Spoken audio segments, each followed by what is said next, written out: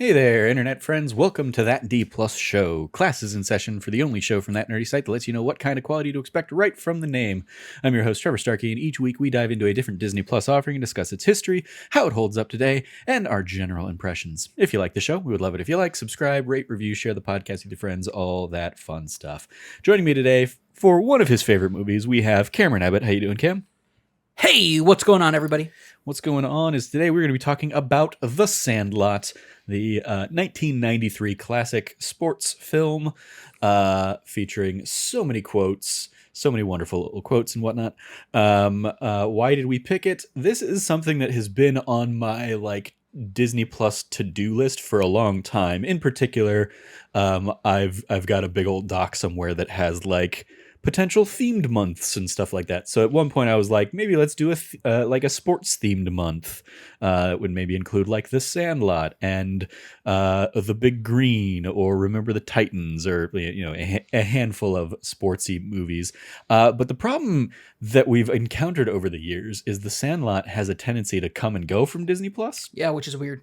Because it is a 20th Century Fox movie originally, so it probably had other licensing deals and whatnot to go out to some of those other platforms. But I was scrolling through looking for something to do after we took last week's week off, and I was like, hey, The Sandlot's on there. Let's do The Sandlot. So that's why we picked it. I floated that to you yesterday, and you were like, hell yeah. So tell me, before we dive into the history lesson, tell me a little bit about you're saying your Abbott family tradition watching this one. Yeah, for anybody who's a longtime listener, there's a select, almost Criterion collection approach that I take to some films that I call Abbott Family Classics. These are the films that my family growing up, my dad taught. These are your Darby O'Gill and the Little Peoples. That one's not an Abbott Family Classic. That's just one of my favorite films. I feel like if we go back and listen to that, I probably called it that very early episode, I think you call it an Abbott Family Classic. I may have made it an Abbott Family Classic. What, episode 3 of this podcast? Yeah, over 200 episodes ago. Yeah. It's one of my, I love that movie, and it used to be on Disney Channel back in the day. But anyway, for The Sandlot is, because my dad was a teacher, we would have to travel during the summer and stay with family because it was cheaper than, staying at home over the summer. And it got us out, it got us to see family, all sorts of stuff.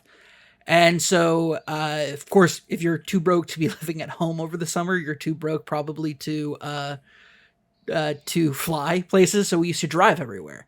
And we got a secondhand portable TV with a built-in VHS player. And looking back to it now, that screen actually had to have been so tiny. In actuality, it had to have been so small. But we used to just have everybody would grab a VHS tape, and everybody usually grabbed the same one that they always grabbed. If I didn't grab Sandlot, I would grab Princess Bride. Usually Sandlot was my older sister Katie's choice. All three of my sisters played very serious softball in junior high and high school, to the point where my oldest sister actually got a scholarship to ASU to play softball. Before she lost it when she got a serious shoulder injury that basically derailed her entire softball career. And even my brother and I used to play church, in the church league growing up. So softball, baseball was always really big in the Abbott household. My mom's from Long Island. Growing up watching Mets games. Mets were really good in the 90s too, so that certainly helped out a lot as well. And so growing up, baseball was baseball, softball, all these things. That's the kind of family we were. We were a baseball family, which is hilarious because out of all the sports my dad doesn't care about, he cares about baseball the least. And yeah, so The Sandlot was a entry point for me. It was a big, before baseball was just the game that everybody played, and we used to throw around softballs and baseballs and stuff. But 1993, Sandlot comes out. I'm on 3 going on 4. And so watching this movie as a 6 or 7 year old on VHS and just being enamored by it, just this idyllic 1962 summer, Americana, baseball, and the best part was like this is one of the few movies that like had cuss words in it that my parents would used to let us watch no matter what. So like all these kids saying shit, it was just like we were getting away with something, and it was okay because it was the Sandlot. The same way it's like blatant violence is we're like we don't watch violent movies, but we'll watch Monty Python and the Holy Grail. Like it's those sort of like exceptions in certain films, and so yeah, this is a certified Abbott Family classic, and it's great because yeah, it still goes like it still carries on. My nieces and nephew, my oldest sister's kids watched it, loved it growing up. Like month or two ago, John sat down at our table when we were about to play D&D and told me that he and the kids and Katie had sat down to watch The Sandlot for the first time. All of a sudden, the kids want to play t-ball or coach pitch or whatever, and like it's like yeah, the cycle continues. The Sandlot is a linchpin in the Abbott to baseball / softball like pipeline. So massively impactful film for me growing up. Also taught me what smack talking was and taught me what the bar was. Also growing up in a family where the girls were far more talented at sports than the boys, playing ball like a girl would get you'd get your ass kicked. Because if you tried to use that as an insult, because my sisters would like my middle sister Katie especially would just like that would piss her off because she's like, what do you mean play like I play like a girl, I can play better than all of you, like this attitude that she had. And so like growing up that was like a thing. But yeah, like you go like you bob that for apples in the toilet and you like it. You make your Wheaties with your mama's toe jam. Yeah, we'll talk about that scene later on. I mean, this looking through some of the other movies that came out like this year and this summer and stuff like that, like this was peak Trevor childhood. Like I was 8 years old when this movie came out. Like it hit at the right moment for like my age in this movie. And I definitely like this would have been one that I watched a lot on VHS, despite the fact that I was never a huge baseball kid. I played 1 year t-ball and then I played like 1 year Little League, and then like never really went back. I was much more of a basketball kid growing up. Like we had a hoop and stuff like that in our yard. I ended up playing a lot more basketball than baseball. I did one round of t-ball, and I used to go at the outfield, sit down, and eat Skittles. Like actually, soccer is the thing I really played. There you the go. Most. Nice. Did not do that. Yeah. I didn't play soccer for the first time until I was like 8 or 9. Like soccer was my sport, and like basketball was like the other one that I would do and played like peewee leagues or whatever with friends. But then around middle school, I started not being good enough to make it onto the basketball teams compared to a couple of my other friends and stuff like that. So I was like, well, I guess this hobby's done for me now. But soccer I stuck with and played even freshman year soccer in high school. Nice. And then they were going to like basically do away with the JV team, and it was going to be just varsity kind of thing. And I was like, well, I'm not going to be that good, especially because the football players are just playing soccer in the off season is how it was done at our school. So I was like, I'm just going to go full into the arts. But yes, this was still like obviously one of those quintessential sports movies of the era and whatnot. And so yeah, it's one that just brings back such fun nostalgia, and it's such an interesting one. It very much obviously evokes like the Wonder Years, even of like, not only is it now us looking back on this movie from the 90s, but even in the 90s it was looking back at the 60s and like that bit of Americana and whatnot. So there's in terms of like how this movie holds up, I was definitely in the kind of camp of like, is there going to be problematic stuff that it's just going to kind of glance past? And fortunately, this is one that I think largely kind of gets by unscathed. There are obviously a couple things where it's like, well, they wouldn't say that in a movie today kind of thing. But by and large, it's like this still like holds up pretty well. So diving into the history lesson here, originally released April 7th, 1993.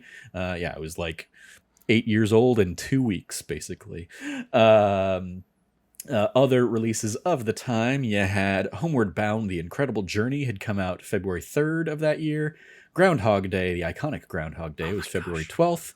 The dual films of Army of Darkness and The Crying Game, February 19th. Wow. On my birthday that year, Teenage Mutant Ninja Turtles 3 on March 19th Hells yes. had come out.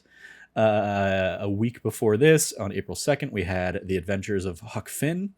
Alongside The Sandlot, kind of counter-programming wise, you had Indecent Proposal on April 7th. Benny and June, early Johnny Depp film, came out April 16th. The trio of Dave, Much Ado About Nothing, and a little film called My Neighbor Totoro came out May 7th, a month later. Hot Shots Part 2 came out on May 21st.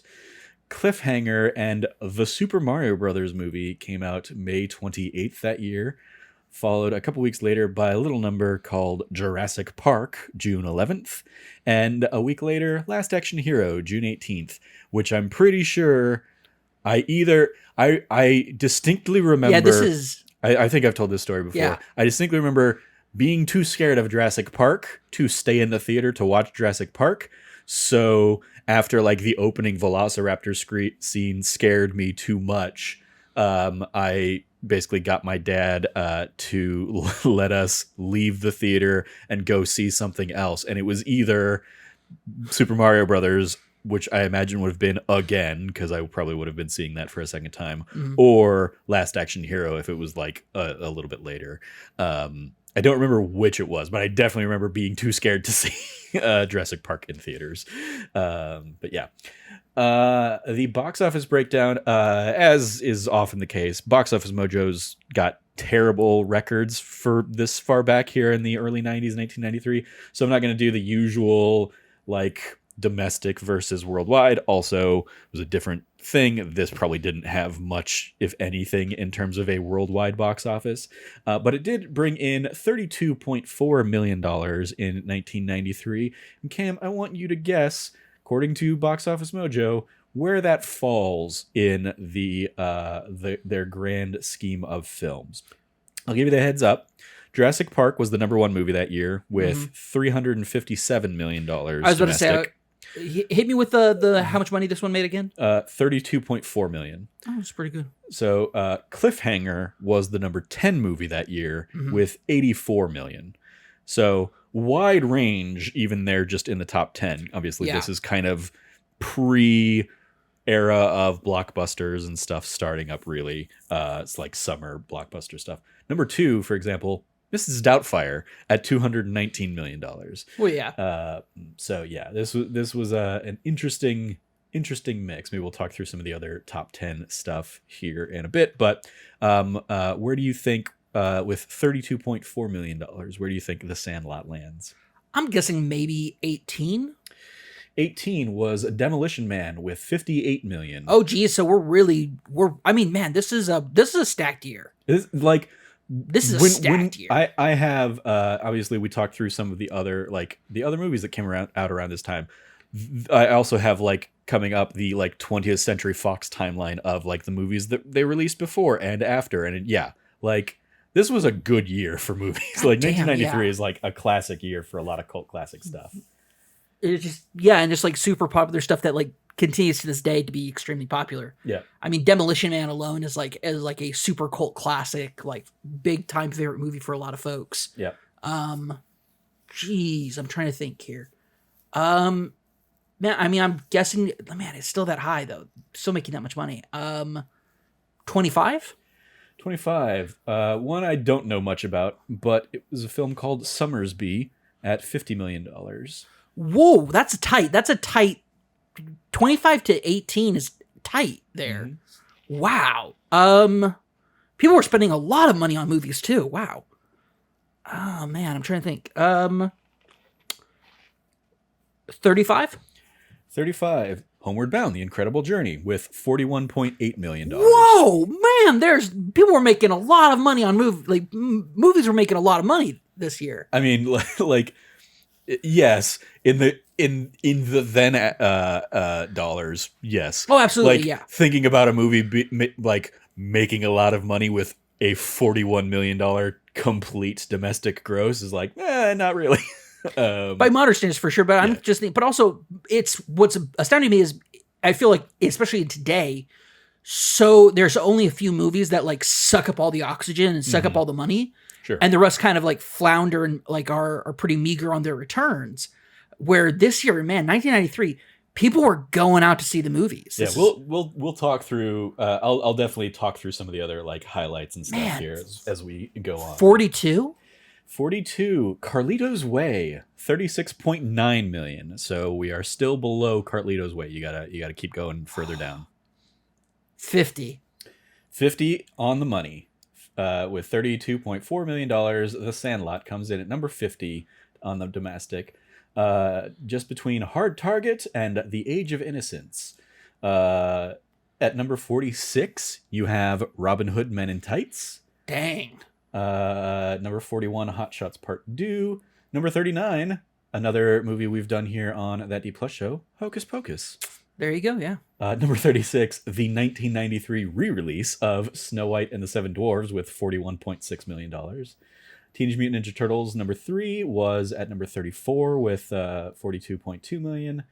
You get up to like Nightmare Before Christmas was number 27.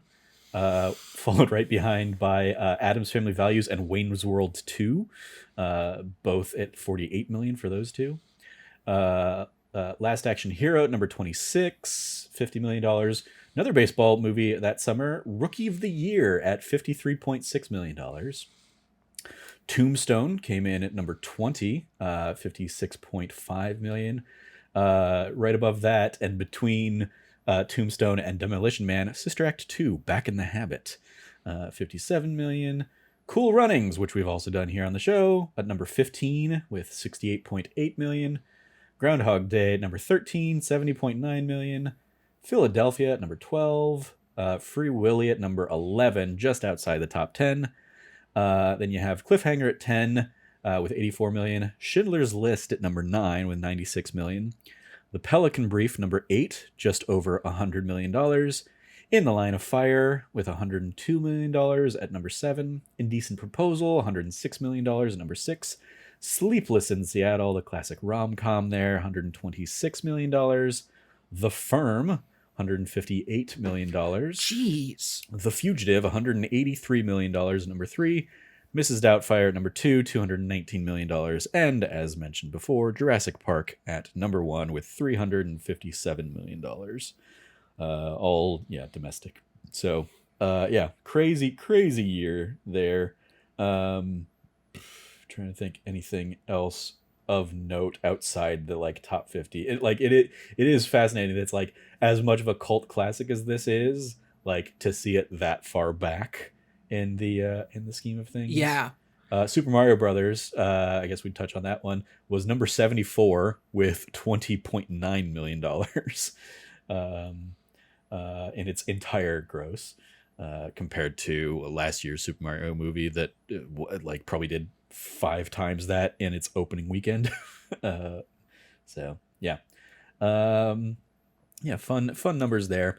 This movie is looking at an hour and 41 minutes, and in the 20th Century Fox timeline of things, you had in September 25th, the prior year, 1992, you had The Last of the Mohicans, followed by Home Alone 2, Lost in New York, November 20th, which we've also done an episode on before. You had the Robin Williams, I'd say cult classic, Toys, December 18th. It was at least a cult classic in my house. Like, that's another one that like we watched all the time, was Toys. Teenage Mutant Ninja Turtles 3 was 20th Century Fox, there on March 19th, followed by The Sandlot a month later, April 7th. Hot Shots Part 2 was 20th Century Fox, May 21st. And Rookie of the Year, July 7th, was also 20th Century Fox. So they were gunning for back-to-back kids-themed sports movies, baseball-specific movies. But then you had Robin Hood Men in Tights, July 28th. The Good Son, September 24th. The Beverly Hillbillies movie with Jim Varney there on October 15th. And Mrs. Doubtfire on November 24th that year. So it was a good year for 20th Century Fox here in 1993. Banner year on a lot of that stuff. Our roll call here. Our director is David Mickey Evans, who had directed The Sandlot, and then he went on to direct First Kid with Sinbad, as well as the Beethoven's third and fourth movies. Okay. So yeah, he came to the series late, but I will say that is also, we were like, as a kid, I was probably still watching those Beethoven movies. Yeah. He later would do film Barely Legal, and he would come back and direct The Sandlot 2 in 2005, as well as Ace Ventura: Pet Detective Jr. in 2009. Man, okay. And according to IMDb, he has a, quote, untitled Sandlot prequel in development. We'll see if that ever sees the light of day. The writers, also David Mickey Evans, he was pulling writing and directing duty on this one, as well as Robert Gunter. David Mickey Evans has also written a TV adaptation of Journey to the Center of the Earth prior to The Sandlot. Then he did The Sandlot. He did the film Ed. He also was the screenplay writer for the animated Mickey, Donald, Goofy, The Three Musketeers movie.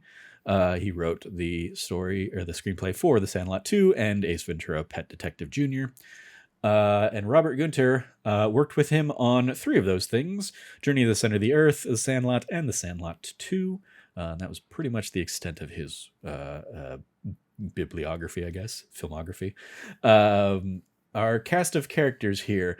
Now, I talk about him later, but IMDb for some reason wants to throw Art LaFleur as Babe Ruth as like the top starring credit in this film. He is not in the credits at all. So it's like that's a weird thing for IMDb to be doing. But our real cast characters, starting with Tom Guiri as Scotty Smalls. After this, he would go on to be in films like Black Hawk Down, Mystic River, and most recently a film called Killin' Smalls, where he is basically playing himself kidnapped by a like floundering mafia family to like take out this celebrity known for playing the role of Smalls. So it's a seemingly a play on You're Killing Me, Smalls. IMDb, weird stuff. Mike Vitar as Benjamin Franklin Rodriguez would go on shortly after this to be Luis Mendoza in D2 and D3, the Mighty Ducks sequels, and then pretty much stopped acting after that. I think he was like in one or two other things, but he pretty much stopped around the time of the Mighty Ducks films, so he did not really stick with it throughout his later years. Patrick Renna as Hamilton Ham Porter was in the film Son-in-Law right around the same time as this. Then he would go on to be in The Big Green, and more recently he was in a couple episodes of Glow back when that was on Netflix. Chauncey Leopardi as Michael Squints Palladorus was in Father of the Bride prior to this. After this, he would go on to be in the movie adaptation of Casper.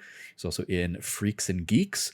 And he is, I believe, I mean, I didn't dig too deeply into this, but he was in The Sandlot Heading Home, which was a Sandlot sequel filmed in 2007. So not The Sandlot 2, The Sandlot Heading Home, but he reprises his role as Squints in that film. Okay. Marty York as Alan McLennan had a handful of miscellaneous credits, including like an episode of Saved by the Bell, The College Years, and many of these actors, including I think Patrick Renna above, guest starred in like an episode of Boy Meets World growing up. Brandon Quinton Adams as Kenny De Nunez was also in The Mighty Ducks and D2 The Mighty Ducks, but he did not return for D3 after his part was basically cut down to the point that it didn't make sense for him to come back, so he declined. But he was also in Kingdom Hearts 2, playing the role of Raijin, aka one of Cypher's buddies in Twilight Town. Yeah, that's right. Yeah. Well, he's Raijin is Cypher's lackey in FF8. Yeah, it's like Rai and Fujin, like Raijin and Fujin. Yeah. Yep. So yeah, that's who he played. Grant Gelt plays Bertram Grover Weeks. He's another one who had miscellaneous credits, including Saved by the Bell, The New Class, where he played a character named Harv Dorkman. He's another one who did Boy Meets World, and Ironically, given that his kind of outro in The Sandlot is Bertram got really into the 60s and nobody saw him again, Grant Gelt was in a miniseries called The 60s, and that's pretty much the last thing he did acting wise. Oh, wow. So it was a weirdly prophetic outro for that character. Do you think he just like saw that he got the role for the 60s and said, "This is it"? He's like, "This is perfect. The Time to sunset. Sandlot has predicted my future." Shane Obedzinski plays Tommy Repeat Timmons. He'd previously been in My Girl prior to this. Then he would also go on and be in a couple episodes of Clarissa Explains It All. Victor DiMaccia plays Timmy Timmons. Prior to this, he actually had like the most extensive pre-movie filmography. He'd been in stuff like Turner and Hooch and a handful of other like 80s things before coming on to be in this. Afterwards, he would go on to be in a series of, I looked it up, like evangelist kind of animated story stuff that was like, in some forms, it was like radio plays, and in other forms, it was like animated media and animated films, called Adventures in Odyssey. He's in a handful of those movies. So that was our cast of kids. And we have Dennis Leary as Bill, of course, would go on to be in The Ref and Rescue Me and the Amazing Spider-Man movies. Karen Allen as Mom. Was in National Lampoon's Animal House and, of course, Raiders of the Lost Ark and the other Indiana Jones appearances she would go on to make. James Earl Jones as Mr. Myrtle, of course, iconically in Star Wars and Field of Dreams and The Hunt for Red October and The Lion King, both versions as Mufasa. I forgot to look up Wendy Peppercorn if she had done anything else. So let me grab that real quick. Marley Shelton as Wendy. Come on, cast of characters. What else have you done, Marley? Did you come back for the for the sequel Sandlot movie too? She's in Never Been Kissed. She was in Rampage a couple years ago with The Rock. So yeah, she popped up. She's done things here and there. Scream 4, it looks like. Handful of little roles. She was in The Last Kiss, which was a Zach Braff film. So yeah, there you go. Shout out to her continuing to make the work. And Art LaFleur, as I mentioned earlier, Babe Ruth, in an uncredited role, despite what IMDb will try and throw you. He was also in Field of Dreams, and we've talked about him in the past on that D Plus show for his work as the Tooth Fairy in the Santa Claus films. In another uncredited role, David Mickey Evans, our director and writer, also voices the narrator. His other acting credits include Sandlot here, Beethoven's Fourth, Barely Legal, and The Sandlot 2, where he was once again the narrator. Some trivia. The older and younger Benny are played by real-life brothers, Pablo Vittar and Mike Vittar. So old Benny at the end is young Benny's older brother. There you go. That's cool. Hence them looking a little. They did look a lot alike. Yeah. I thought, did they just slap a mustache on the kid? Yeah. And it's like, do some makeup, make him look older. Yeah. Director David Mickey Evans had one clear instruction for Chauncey Leopardi Squints during the pool scene where he kisses Wendy Peppercorn. Quote, "Keep your tongue in your mouth." So, yep. In order to establish the close bond between Smalls and Benny, the director had Tom Guiri and Mike Vittar meet and rehearse together weeks before the rest of the kids showed up to film. Worked so well that the other kids genuinely believed the two had been friends for a long time. And to this day, at least according to IMDb, whenever this was written, Tom Guiri and Mike Vittar remain friends and keep in touch with each other since the filming of the movie ended. In Benny's dream, Babe Ruth says, "I don't know why, but can I have this?" when referring to Hank Aaron's baseball card. Hank Aaron would go on to break Babe Ruth's all-time home run record. Yep.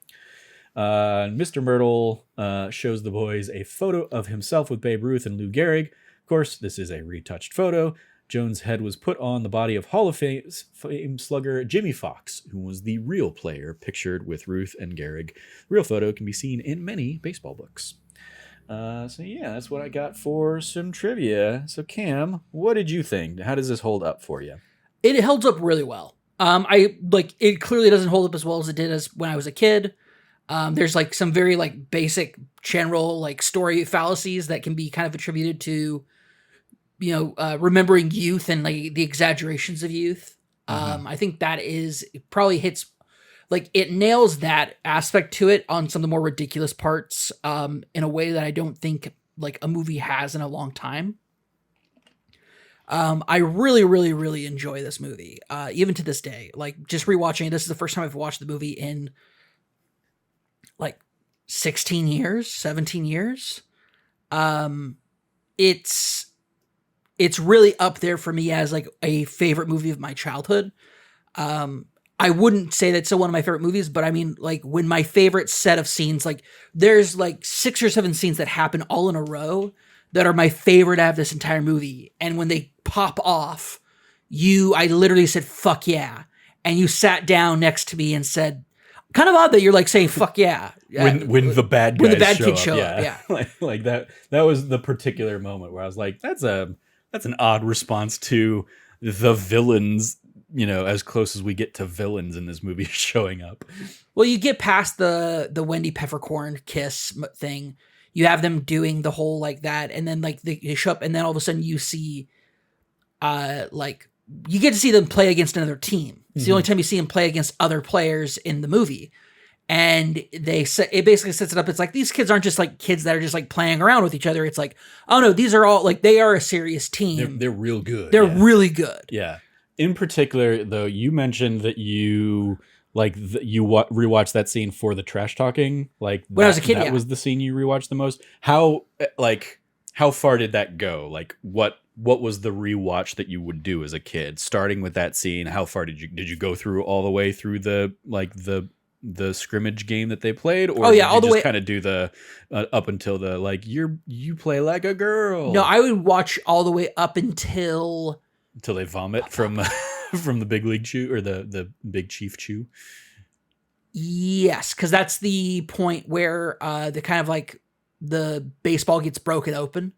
The gut, like they bust the guts open on the baseball. Yeah. That's usually where I would stop watching because it's like that's all I wanted to watch. Gotcha. And then that was the thing I would do sometimes. It'd be like I just want to watch these scenes, because it's basically just like to me that's the pinnacle of this movie. It's not the climax of the movie, but for me it's the pinnacle of like this is the best possible experience you could have as a child. Getting into like big adult stuff and getting sick from it and being like, we'll never do that again. Oh, like what an incredible experience. And like, yeah, I just loved it. I loved it. You mentioning that like you watched this for the first time in like 16 years or whatever.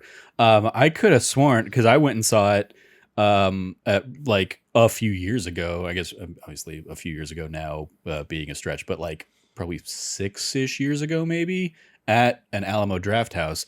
And I was thinking back, like I can't find any like actual email confirmations of like my ticket or anything, but I'm like, was this one of the movies they played as like a preview event when the Tempe one was opening up?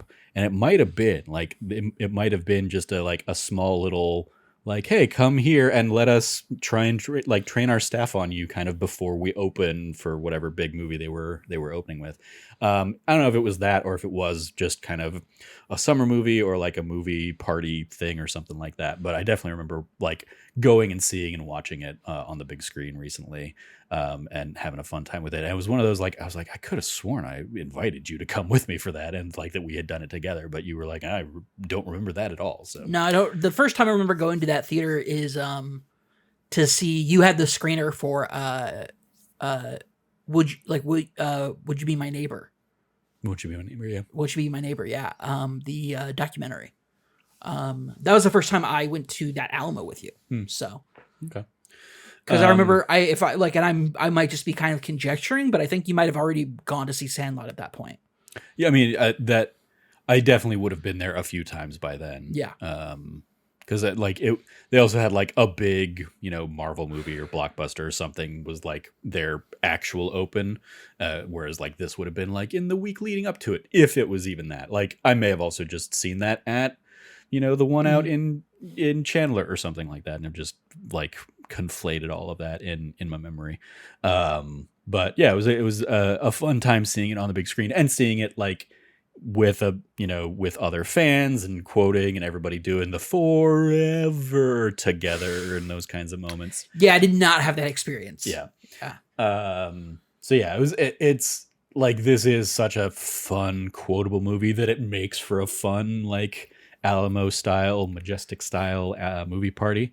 Um, and yeah, just a good old time seeing it, much like seeing like Back to the Future on the big screen or something like that was just a cool thing, because I certainly, like, while I know I watched this a ton as a kid, I don't remember if I saw it in theaters around that time, or if we waited until it came out to VHS or whatever. But yeah, it's definitely like, so it hasn't been a while since I like, this was still relatively fresh in my head, and I may have watched it on Disney Plus at some point, like in its comings and goings over the recent years since Disney Plus started.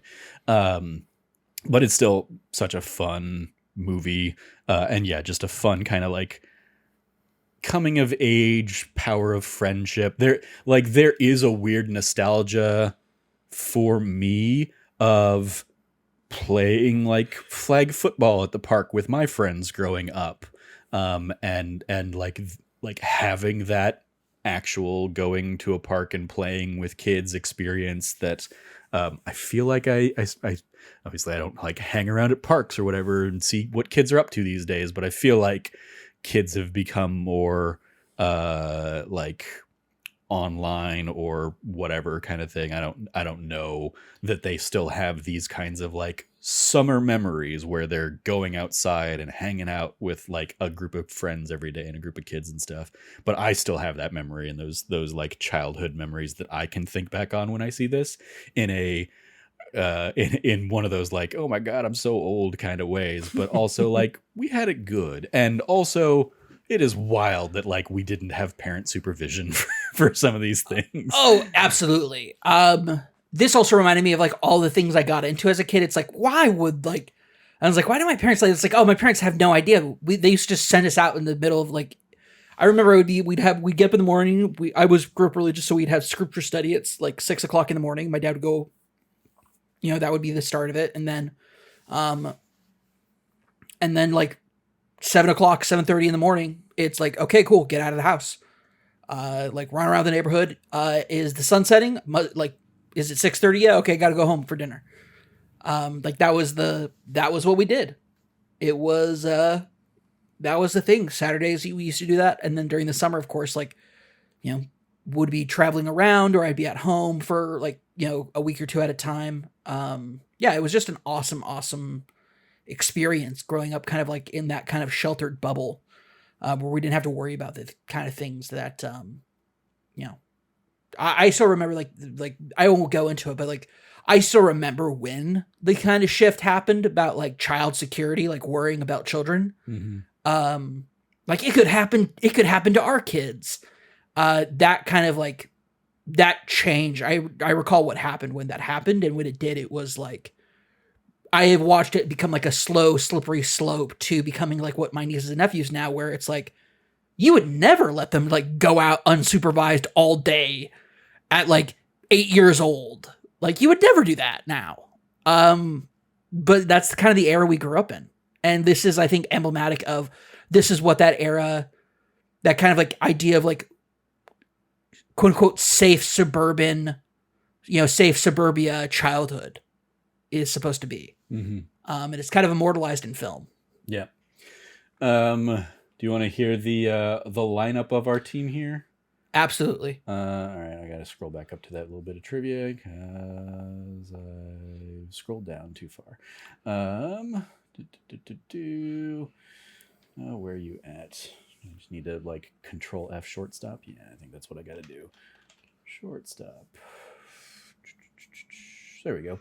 The lineup of the Sandlot team is as follows. Catcher, Ham Porter. First baseman, Timmy Timmons. Second baseman, Bertram Weeks. Third baseman, Tommy Timmons. Shortstop, Yeah McLennan. Left fielder, Scotty Smalls. Center fielder, Benny Rodriguez. Right fielder, Squints Palidorus. And pitcher, Kenny DeNunez.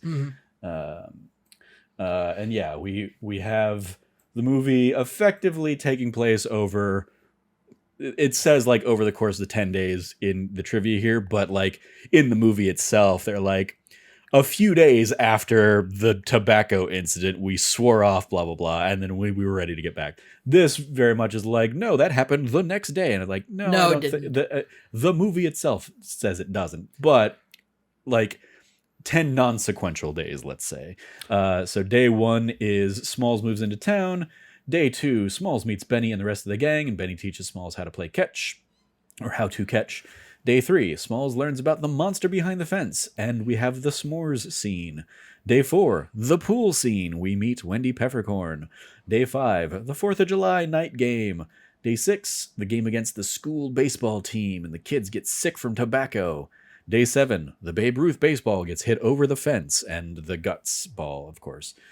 Which, like, looking back on it, it's like, they got 3 hits that day, or 3 swings, 3 at bat, the three swings, not even like 2 at bats and 3 swings.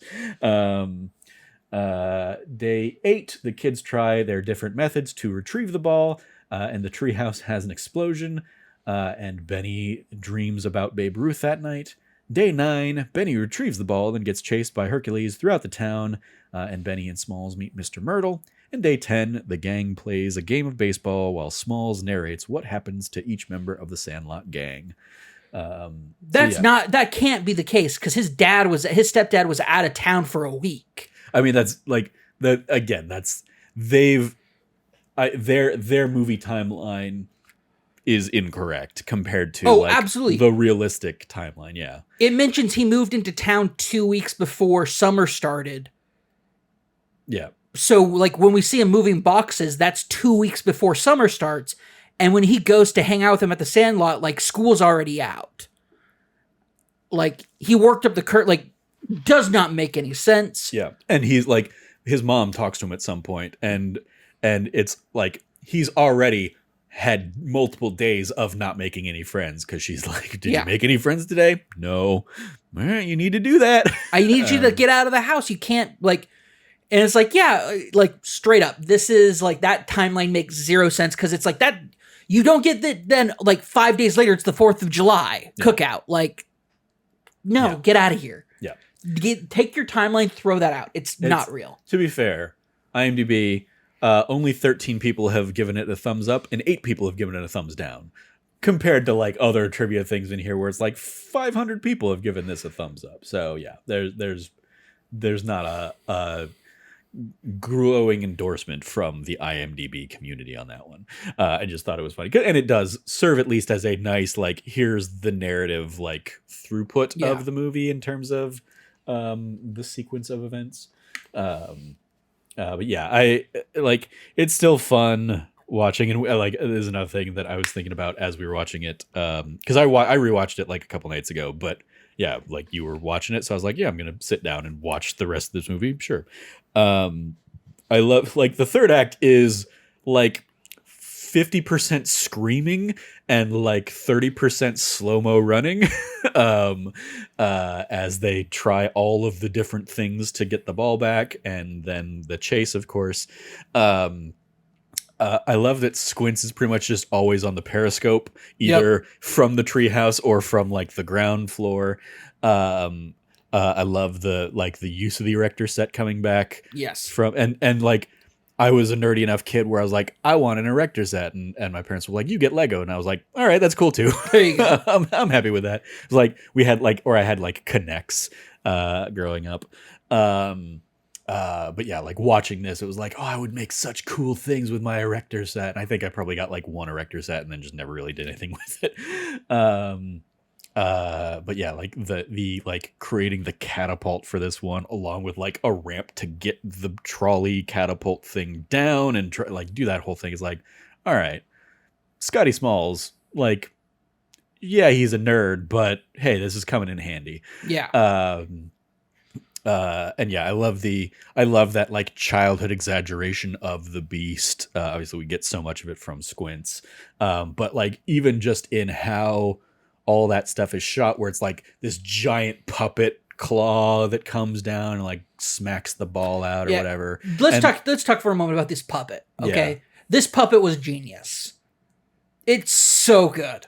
The puppet, even the giant puppet mouth, hmm with yeah, and later that eats the ball, like brilliant, absolutely brilliant. and they also do a lot of fun with like forced perspective of like clearly the dog is just closer to the camera so that it looks so much bigger kind of Yeah. moments.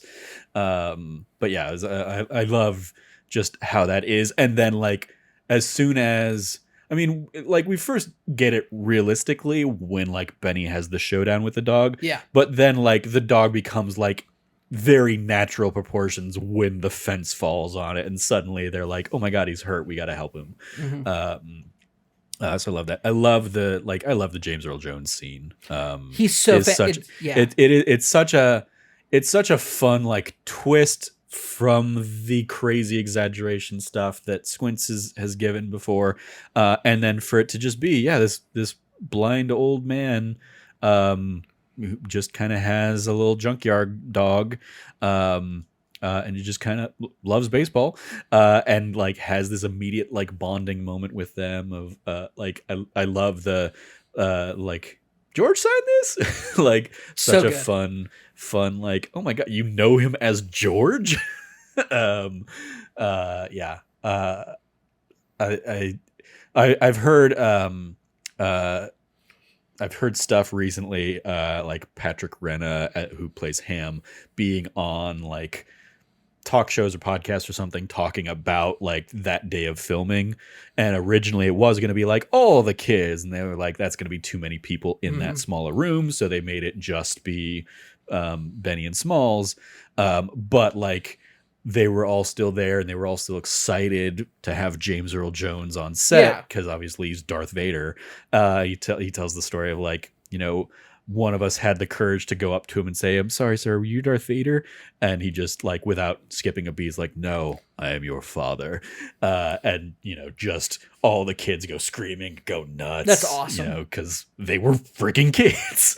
And obviously, like, it's also the like realize he was probably either in the middle of or had already finished recording like Mufasa lines at this point too. So like he's gonna just be another critical figure of these kids' childhoods Absolutely, yeah. in the Lion King. But yeah, he's obviously just such a fun thing, and just such a fun like down to earth guy. Love that whole thing.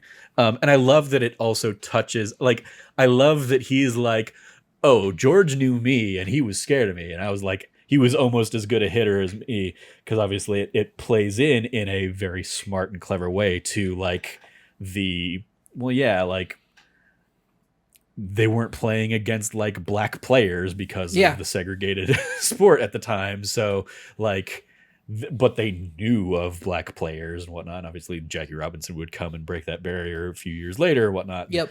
And so like I love the like the Playing for subtle digs at that. playing for the Brooklyn Dodgers too. Yep. So like the at the time the other New York team other than the Yankees, which Babe Ruth is famous for playing for. Yep. So it is it's great. And like back then the baseball players used to like in their personal lives, a lot of them would cross the Yeah. color line. Like they would play. There's some of the trivia in here is like, Yeah. they would play in like the summer leagues or whatever, Yes. and play like against like the Negro League players and stuff like that. And they'd mix and match teams in the summer leagues because like they weren't like the summer, like it was basically like spring training, except people generally didn't go to games for that. But yeah, you used to see players interact all the time. But yeah, 100%. But also like people also are like, oh well, it's like what was amazing. The reason why Babe Ruth, it was impressive that he got that many home runs is one, they played like an eighth of the games that people play today. Like the number of games you played were so fewer.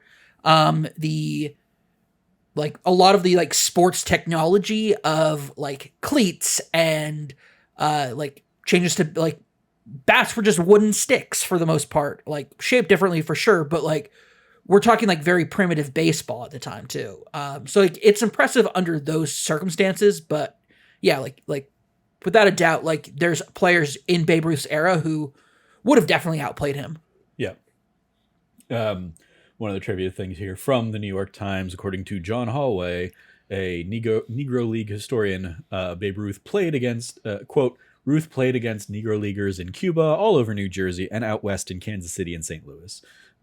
So yeah, it was quite common in the off season to kind of cross those lines in a way that didn't, ruffle feathers or whatever. And it was only a few years later that Jackie Robinson broke the color barrier in New York specifically. Yep. Yeah, and like you like that's the thing. Baseball really, if you're like baseball, I feel it's so funny. Baseball's so irrelevant today to today's American culture, but it has such a massive like historic importance. Mm-hmm. It's so weird. It's cool. Even the movie again doesn't like draw attention to this, but yeah, like this is 15 years. This taking place the summer of '62, so it's 15 years after the color barrier has been broken, and you have Kenny de Nunez playing with these other kids on this team, and you have like Benjamin Franklin Rodriguez playing with all these white kids in a very like suburbia town kind of thing. So yeah, it's a cool little like, hey, yeah, it is the great unifier kind of sentiment as sports can often be. Yep, as long as you don't have dickheads ruining it. Sure, absolutely. Any favorite moments or any other things you want to shout out on this one? I mean, I have such a dear love for this game, for this movie. Mm-hmm. Like it started my like I'm not invested now in watching games, but I still like catch box scores. I have a love for baseball that is very timeless. In that aspect of just the game itself. There's something very special about it. And this movie inspired that. I think that this is you and I talked about it a couple days ago when you brought up doing it. It's like, this movie has a couple of rough parts to it. Most notably like Wendy Peppercorn, but also like I was watching the one part that actually stood out to me regarding Wendy Peppercorn is when she's walking down the street. It's like, okay, a kid being like, oh, I'm so like a 10-year-old or 11-year-old being, I'm so in love with this 15-year-old. Oh my gosh, like babysitter syndrome. But then the camera pans to her butt as she's walking across the street. I'm like, that's a child. That's just a bigger child. Mm-hmm. Like we shouldn't be doing this. Yeah, that's weird. I mean, so. Acting wise, age of the kid, like she was 18 when they were filming, 19 when the movie got released, and the kids are like in their like 12 to 15 acting range kind of thing. But yeah, it's definitely one of those like this is a weird, well they even in the childhood fantasy bit, childhood fantasy, but also it calls it out. Also, it's like what he did was wrong, despicable, low, like desperate. Like there are so many words they use to just like absolutely be like, this was not okay. Mm-hmm. And then they ruin everything by being like, and cool. It's like, God damn it. No. On that, I'm pulling together. I want to quiz you or not quiz you, but like, this is such a quotable movie. Absolutely. I before we sat down to record, I was looking up some sites where I just Googled it, like, top Sandlot quotes. And the first couple sites I went to had very bad lists. I'm looking at The Hive Sports, and I don't remember the other one. But they were just like, it was like, what are you even doing? What is this? Like, I'm not surprised. These are nonsense lines that you're like shouting out as like, and like one of them, it was like, you just used the same line as like number 6 and number 1. Like, what are you doing? So what I've gone here with is Screen Rant, which I think is of the few I looked through the best. They have the 25 best quotes from The Sandlot. I want to see if you can nail like some of the top 10 quotes. So what quotes would you pull from The Sandlot here? I mean, obviously, like, the lines of like Sultan of Swat, King of Crash, what is it? The Colossus of Clout, the Great Bambino. That like those lines, kind of shared amongst the kids at two different parts. I don't think that makes the top 25. Probably not, because it's not like a singular quote. It's shared by a bunch of kids. Yeah. Like as You're Killing Me Smalls, obviously top You're one. Killing Me Smalls is the number one. Yeah, You're Killing Me Smalls. As a reference, there. So to give you the range of quotes here, the number 25 is, "We all felt like big leaguers under the lights at some great stadium," from the 4th of July season. That's a great line. Yeah. So yeah, we got You're Killing Me Smalls at number 1. You Play Ball Like a Girl. That might be in here. It's not in the top 10. I'm guessing that like You Bob for Apples in the Toilet and You Like It isn't in the top 10. No, it's that's what I'm saying. Is like they didn't. We're looking for like singular lines really, rather than like a scene of lines. For the most part here, you Bob for Apples in the Toilet and You Like It is number 14. But I don't think You Play Like a Girl is on here. And maybe they just did that as like we're not gonna justify that line here in whenever this was written as that's fair. As the insult that it obviously was intended to be. But yeah. I'll give you a number 10. This kid is an L7 weenie. That's a good one. Yeah. Number 9. If my dog was as ugly as you, I'd shave its butt and make it walk backwards. Yeah, make it walk backwards. Oh, that's great. Number 8. Just stand out there and stick your glove out in the air. I'll take care of it.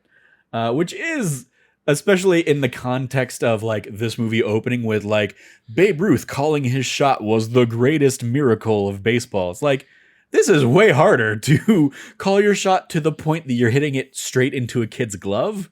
That's very much more impressive. I think accuracy wise, it's like, yeah, that's the whole thing about Babe Ruth is that he knocked it 400 feet. Mm-hmm. Like that was, it's like that he knocked it out so far and like the circumstances around it. Yeah. Like he pointed where it was going and it went there. Yeah. Is what I take away from it. And so like, Benny saying, "I'm calling my shot, just hold your hand up, I'll take care of the rest," is like, that's like, it's it's not pretty easy, but like, if you're pointing your baseball out to center field, you've got a pretty wide range there for a center field homer, versus hitting it specifically into the glove of the left center fielder. Anyway. Number 7, think she'd go out with me. That's the whole line. The whole line for that one is like, is that your sister out in left field naked? Yeah. Number 6, George signed this. Classic, great from Mr. Myrtle. Number 5, maybe the shock of his first homer was just too much for him. From Bertram. Number 4, some lady named Ruth. Baby Ruth. So good. Number 3, he had kissed a woman and he had kissed her long and good. Yep. Number 2, legends never die. And number 1, You're Killing Me Smalls. So yeah, shout out to that list that I thought was, of the few I looked at, at least like, and like number 11 there at least was like, is Forever, which is for me absolutely so that's great. Like, that's such a top 10 in terms of like, I've said that with that inflection and intonation so many times over my life. Pretty much anytime anybody says forever, like, that's how our generations think of that word being said, because of this movie specifically. So the fact that it's like not in the top 10, I'm like, all right, that's still a crime. But yeah. Let me see if there's anything else worth going. Nah. All right. Then yeah, let's dive into the report card if we don't have any other shout outs to give it. Report card we grade from A+ to F. What do you want to give The Sandlot here, Cameron? I mean, it's an A+. Yeah. I think I'm with you there. Easy A plus. Absolutely. These are always fun revisits. This is very much one of those like it's been on my like list of that D plus show to do's long enough that I was like, you know what, let's just sit down and do it. Like it's I don't know how long it'll be around this time, and I don't know if I'm ever gonna bother getting us together for a like month of sports movies or whatever. So let's just do the one that I was trying to build a whole month around, and let's do The Sandlot. So yeah, shout out to The Sandlot. Extra credit, other suggestions if you like this. The Sandlot 2 doesn't appear to be on Disney Plus, but The Sandlot Heading Home is, which is weird. Like The Sandlot 2 was 2005, The Sandlot Heading Home was 2007. So they were like, all right, we're really going to try and cash in on the Sandlot name for 15-plus-year-old nostalgia. I guess, yeah. But also on Disney Plus, Rookie of the Year, which I guess would be like the other one that would be fun to do, and is certainly another fun one of that era for me. It's like the baseball movies for me are The Sandlot, Rookie of the Year, and Angels in the Outfield. And that's all you need in terms of baseball movies. Sure, Field of Dreams, whatever. And Major League is also a great one for Absolutely comedic purposes. And actually, like Major League is one where I probably know and have watched Major League 2 infinitely more times, because I feel like that was the one that was always on Comedy Central when I was growing up. I think so, yeah. And Major League 1 was not as much. So I remember like not really having the full context of Charlie Sheen as the Wild Thing, and like why it was such a big deal when he was getting his glasses or whatever. But anyway, in addition, other extra credit things, The Big Green, Heavyweights, The Mighty Ducks, Miracle, Eddie's $1 Million Cook-Off, another one of our very early That D Plus shows, and Full Court Miracle. Extracurriculars. You watching anything else on Disney Plus? Did you catch up? I know you caught up mostly on X-Men. Have you watched this week's X-Men yet? I have not watched this week's. Okay. I'm caught up to but this you week's. caught up to Yes. the prior week of X-Men. You enjoying that? We'll probably do a full recap when the season's done. I mean, there's some stuff that they're doing. Deep into it. Yeah, there's some stuff they're doing that's like straight up out of like the 90s version with like how like fucking bonkers it is. The whole like, this is not really this is a spoiler. It's a spoiler. That's a spoiler. It's a spoiler. There's any of the things that I'm thinking you're trying to dive into. It's the crazy things that happened. Yeah, those are pretty spoilery. Yeah, there's the Genosha stuff. Yeah, very spoilery. Not the Genosha stuff. It's the Shi'ar stuff out in space. Oh, sure. Sure. But like that's a spoiler in and of itself, so I'm just gonna keep it to myself on that one. But there's like some weird ass shit that they choose to do, and it's like that's straight up out of like the old school comics. Mm-hmm. Like I wouldn't be surprised if somebody's like, oh no, that's actually from this comic book issue, because it's fucking weird. There's a fun cameo in this week's where it's like, yep, that's absolutely something they would have done in the 97 or in the 90s animated series. So hope you enjoy that when you do catch it. In addition to that, I've also been keeping caught up with The Bad Batch, which I believe is I think it's only got like one episode left, I think the finale is next week of The Bad Batch. So yeah, shout out to that as we are nearing our annual May the 4th celebration festivities on Disney Plus and whatnot. Cool. I don't think I may have watched like something else, like thrown something else on the background or whatever, but those are the things that are jumping out to me in terms of what I've been keeping up with. So yeah, that's going to do it for this week's episode of That D Plus Show. Thank you, Cam, for joining me to talk about The Sandlot, this iconic film, which is always like, it is weird because I'm like, for me, this screams like an 80s movie for me. So the fact that it was like 1992 93 is one of those like, oh wow, that's later than I thought it was. Yeah, no, this for me is like a quintessential early 90s film for me. Yeah. So all right. You can follow Cameron at Rev Cabot, 2 B's and 2 T's. Anything you want to give a shout out to there, Cam? Yeah, I want to give a shout out to our most recent episode of That Nerdy Site Show.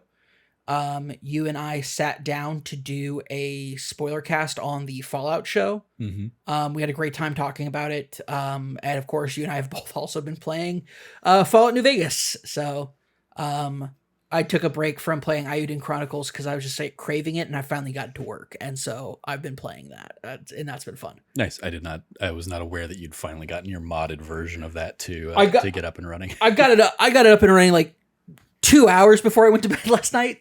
But Cool. I've played that game so often that I know how to like really like. That's enough to get through the opening Good Spring stuff. So yeah, I'm already through Prim stuff. So there you go. yeah, I've played the game enough to know how to like fast track that game. So Sure. Did you turn on the Wild Wasteland perk this no, time because around? it wouldn't let me after I had already been out of the interest like first part of it. I can't like pick it up as like an additional perk now. Why didn't you pick it as one of your original perks? Oh, because I had already picked up a save that was kept crashing. I forgot to enable it. That's on me. Oh, okay. It's on me. I'll play it again and enable it another time. Gotcha. It's wild to me that you did not know until we were talking about that a few nights ago that like that's what that perk did and stuff. Well, I'm sorry I didn't little Easter egg. I didn't know. I saw the artwork was clearly inspired by Fear and Loathing, and I was like, I don't want to be on an acid trip while playing through this game. So it's just wild that you didn't like among the rest of that game and like the internet that you didn't know like the Easter eggs of that game to me. But anyway, cool. You follow me at Trevor J Starkey. Yeah, check out that nerdy site show where we talk through Fallout and all of our fun theories and whatnot, reactions to the series as a couple of big Fallout nerds. You can see in the corner, like above my head there, some quantum Nuka-Cola, and I think like behind my head over here is my dog meat stuffed animal. Fun Fallout stuff, and yeah, it's been fun jumping back into Fallout New Vegas. Though I saw today the Fallout 4 patch that they're doing. They're dicking over people who got the Fallout 4 as part of like the PlayStation Plus collection. Yeah, I saw that too. Played when you like bought PS5. It's like, oh, you can't just do that. You have to like pay $20 for the upgrade or whatever. Especially when you could have just bought the game for $5 a couple days ago on sale. It's like, yeah, fuck you, Bethesda. That's a real big move. That's I already wasn't going to jump back into Fallout 4, and that has just cemented that no, I'm gonna play New Vegas. Or I mean, like even regardless, I'm playing them on Xbox backwards compatibility or whatever. But that was some BS. But also shout out to if you didn't catch it, our Like a Dragon Infinite Wealth Let's Plays wrapped up last week, so you can go check that whole series out now on youtube.com/thatnerdysite. No new Let's Play series in the hopper right now. Just kind of enjoying not having to sit down and record Let's Play stuff, but maybe we'll come back with something sometime soon for our Tuesdays and Thursdays. But yeah, other than that, thank you for joining us. You can find all of us over at That Nerdy Site or go to thatnerdysite.com for all the latest from us. Once again, if you like what you heard, please remember to like, rate, review, subscribe, share the podcast with your friends, all that fun stuff. Thank you for joining us. As always, stay nerdy, be good to each other, and class dismissed. You play ball like a girl. We probably shouldn't include that. No, it's in there now for you. Oh, wow. I should not have said that.